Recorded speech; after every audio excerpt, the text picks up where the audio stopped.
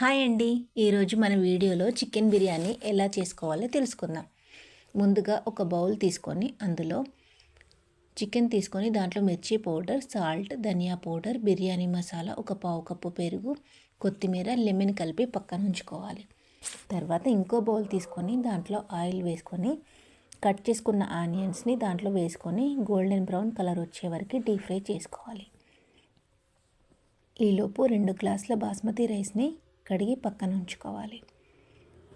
ఈ onion golden brown colour వచ్చిన తర్వాత వీటిని తీసుకొని ముందుగా కలిపి ఉంచుకున్న చికెన్ మిశ్రమంలో వేసేసుకోవాలి.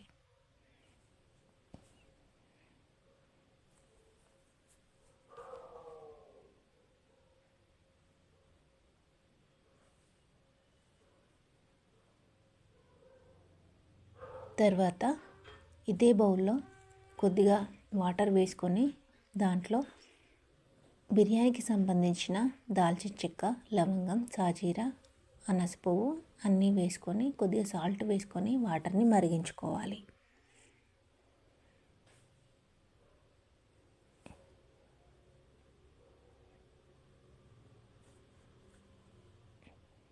ఈ వాటర్ బాగా మరిగిన తర్వాత కడిగి పెట్టుకున్న బాస్మతి రైస్ని దీంట్లో వేసేసుకోవాలి.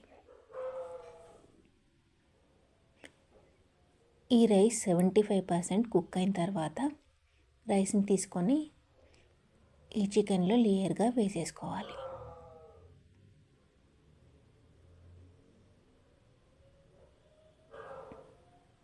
దీంట్లోనే పైనుంచి గీ వేసుకొని క్యాప్ పెట్టుకొని సిమ్లో పెట్టుకొని ఉడికించుకోవాలి. తర్వాత చూడండి, వేడివేడిగా చికెన్ బిర్యానీ ఎంతో టేస్టీగా ఉంటుంది. Please like and subscribe my channel. Thank you for watching.